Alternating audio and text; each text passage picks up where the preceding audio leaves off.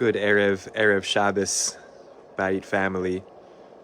Looking forward to a really special Shabbat Parashat Vayera at the Bayit, welcoming both families from Kibbutz Alumim who experienced October 7th, taking time to visit us here in New York, and having the opportunity at 8 p.m. on Friday night to share an Oneg Shabbat with them, to hear their stories, to sing with them, to build bridges of community.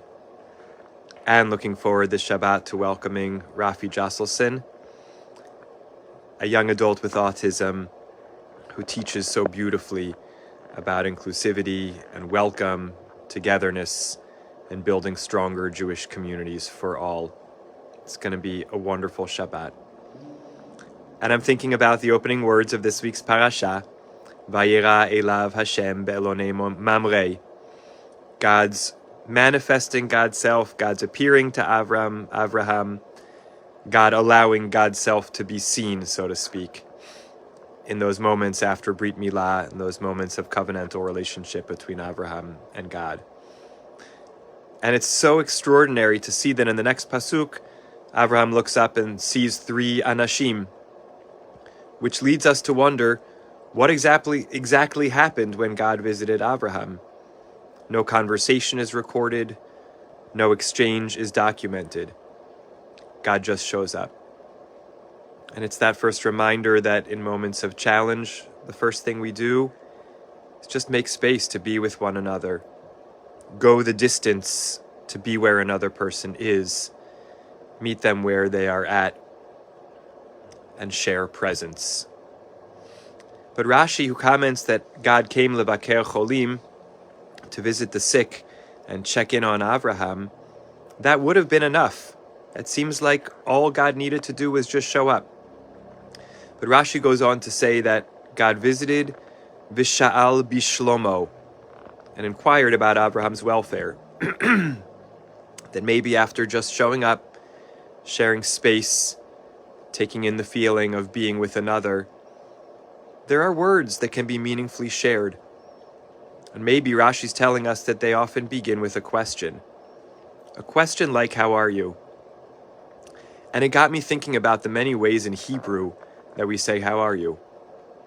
Ma nishma, ma inyanim, ma shlomcha. Ma nishma has the connotation of like, what have you heard? What's the word?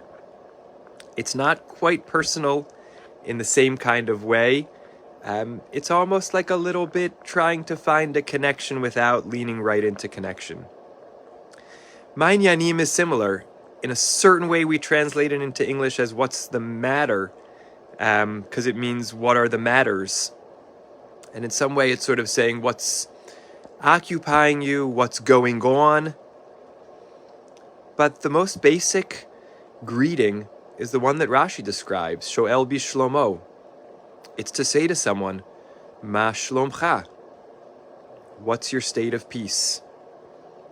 Are you feeling peaceful? Is peace far off in the distance? Where are you when it comes to peace?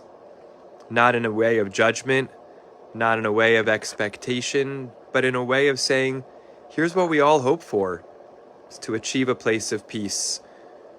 What's your peacefulness today? It's a powerful invitation to sharing, and it's probably only good to ask it if we're ready to hear the answer. But that's why it follows after Vayera and Rashi's understanding. First, God simply shows up, sees Avraham, and in whatever way allows God's presence to be manifest and experienced. And then asks not, Ma nishma, what have you heard, or Ma inyanim, what are the matters, but Ma shlomcha, where are you on your journey of and in and to peace?